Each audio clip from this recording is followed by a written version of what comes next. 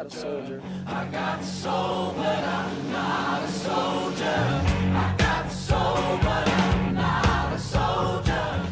Bonjour. Aujourd'hui, je vais vous parler les systèmes juridiques des États-Unis et de France. I'm going to start by talking about the United States system, for those of you who do not know it. So there's the federal level and the state level. I'm going to keep it simple, keep it short. So the federal level, you have the district court, the Court of Appeals, and then the Supreme Court. On the state level, you have district courts, circuit courts, and then a state Supreme Court, also known as the Court of Special Appeals, and that's in every single state.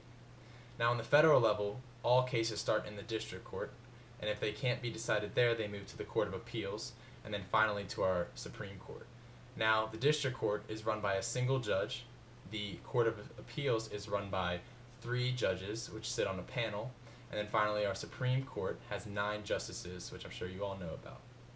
On the state level, district courts and circuit courts are also run by a single judge, and then the Court of Special Appeals, are run by a panel as well. So I'm going to elaborate a little bit into the different types of people that work in these systems, just because I'm going to be speaking about that when we talk about the French system as well.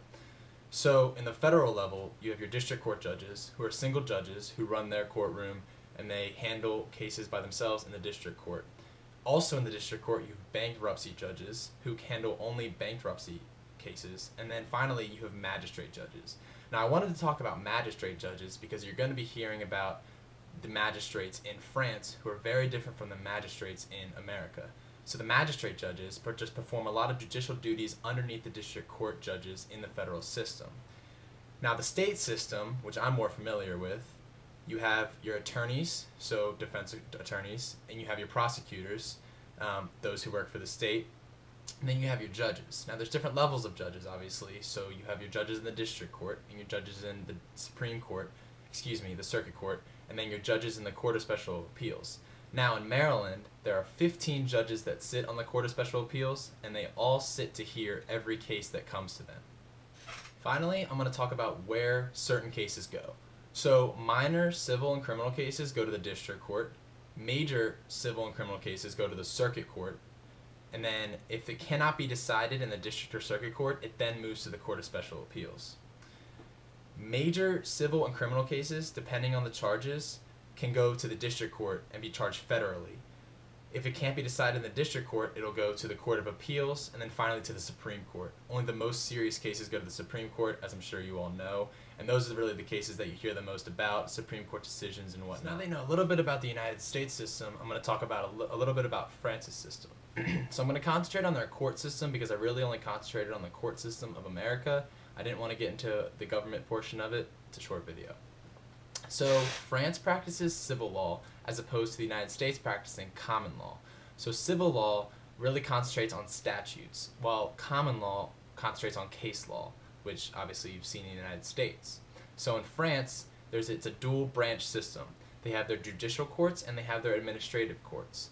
Administrative courts hear public law and judicial courts hear private law. I'm going to first talk a little bit about the judicial courts. So the judicial courts deal with criminal and civil laws. So the highest court in the judicial courts is the Supreme Court of Appeals, which is called the Cour de Cassation. There are 36 Court of Appeals, 161 Tribunaux de Grande Instance, and 307 Tribunaux d'Instance, which is the lowest level. Next are the administrative courts, which at the top rests the Council of State, pronounced Council d'État, with 8 courts of appeal, Cours administratives d'appel, and 42 tribunaux administratifs. The final portion of French law in the judiciary in France is the Constitutional Council, pronounced Council constitutionnel. This branch oversees review of statutes before they are enacted, as well as overseeing national elections and answering questions from citizens regarding the constitutionality of laws. There are 9 members that sit atop it, similar to our Supreme Court, 3 of which are elected by the President, 3 of which are elected by the head of the National Assembly, and 3 by the head of the Senate. So I'm not going to talk about every single person in the French legal system, because I'll be honest with you, I don't know every single person in the French legal system. But I wanted to highlight 3 people who I think are important in the system. First and foremost, the Judge d'instruction. I know Madame du Damont wanted me to talk about this one. So the Judge d'instruction, oversees criminal cases. Now, he has a very large role in their legal system and is very powerful. He gets to determine whether or not a case is actually going to come to court or not. So it's his decision.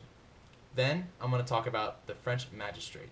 Now, a French magistrate is similar to a judge in the United States, but it's not like the magistrate judge I was speaking about earlier in the United States system. Finally, there are arrues. Now, arrues don't come into effect until the case goes to appeal, but when the case does go to appeal, the arrues take over the arguments for both the prosecution and defense. So on the topic of the judge d'instruction, I'm going to talk about one cultural dimension that I found while I was researching. So I want to talk about Hofstede's cultural dimension of power distance. Now, I think this applies only because the judge d'instruction is given so much power in France, but with that said, the society of France is obviously accepting of that and trusts their decisions, so it kind of works because the lower level of society accepts the fact that they don't have as much power as the judge d'instruction and trusts them with that power to make the correct decision. So to conclude the video, I wanted to talk a little bit about the systems and how they differ. Obviously, me growing up in the United States, I'm a little bit biased to our system, and I think that it is fair.